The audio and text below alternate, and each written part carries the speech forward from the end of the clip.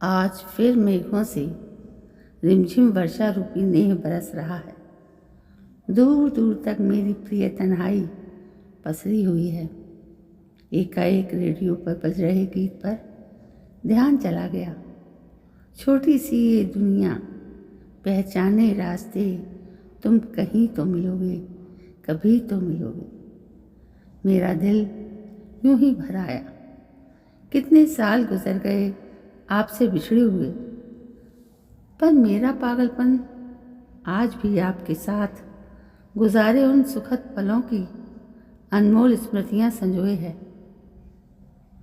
अल्लड़ उम्र के वो सुनहरे भावुक दिन, चांदनी रात में जागना, अपनी ही बनाई ख्यालों की दुनिया में खो जाना, यही सब कुछ अच्छा लगता था तब। शरद चंद्र, विमल, मित्र श्रीवाणी आदि के उपन्यासों को पढ़ना तब जरूरी शौकों में शामिल थे। को एजुकेशन के बावजूद अपने अंतर्मुखी स्वभाव के कारण मैं क्लास में बहुत कम बोलती थी। उन दिनों कॉलेज में सांस्कृतिक कार्यक्रम चल रहे थे। आप तब मेरे पास आए और एक फिल्मी गीत के दूसरे अंतरे को पूरा करने का आग्रह किया। उसी गीत को गाने पर आपको प्रथम पुरस्कार मिला था। मेरे बधाई देने पर आपने कितनी आसानी से कह दिया था कि ये गीत तो मैंने तुम्हारे लिए ही गाया था। उसके बाद तो मैं आपसे नजरें चुराती ही फिरती थी, लेकिन अक्सर ऐसा लगता है जैसे आपकी खामोश निगाहें हमेशा मेरा पीछा करती रहती हैं।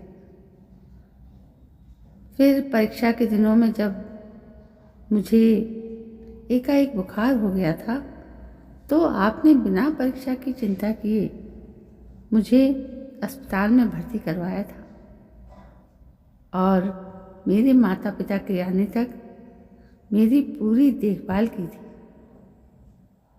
और जाड़ों में जब हमारी पिकनिक गई थी और मुझे आपके स्कूटर पर पीछे बैठना पड़ा था, उस दिन आपकी पीठ की ओर उन्मुख हो मैंने जी भर कर बातें की थी। हम पिकनिक स्पॉट पर सबसे देर में पहुंचे थे। आपका वाहन उस दिन चींटी की रफ्तार से जो चल रहा था, लेकिन तभी आपके चिकित्सक पिता की विदेश में नियुक्ति हुई और आपका परिवार विदेश चला गया। आपने अपनी माँ से आपको यहीं छोड़ने के लिए बहुत अनुरोध भी किया, लेकिन आपका प्रयास असफल रहा। अपने माँ बाप के सामने अपनी पसंद जाहिर करने की आपकी उस वक्त ना उम्र थी ना हालात, और आप अनेक सुनहरे सपने मेरी झोली में डाल 7 समंदर पार के राजकुमार बन गए। कुछ वर्षों तक आपके स्नेहिल पत्र मुझे ढांढस बंधाते रहे। फिर एकाएक एक छोटी सी दुनिया की विशाल भीड़ में आप ना जाने कहाँ खो गए। आपके परिवार की भी कोई खोज खबर नहीं मिली।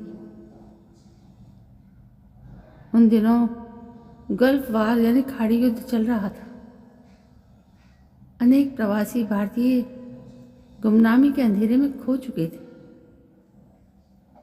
मैं अपने प्यार की अजर अमर सुधियों की शीतल छांव तले जीवन गुजारती रही। मुझे ऐसा रोग हो चुका है जिसको प्रवीण चिकित्सक भी समझ पाने में असमर्थ है। मुझे अटूट विश्वास है कि मेरे जीवन के मंदिर की लौ बुझने से पहले आप जरूर मिलेंगे। और आपका उजला हंसता मुस्कुराता चेहरा ही मेरे जीवन के इंतज़ार को सार्थक बनाएगा।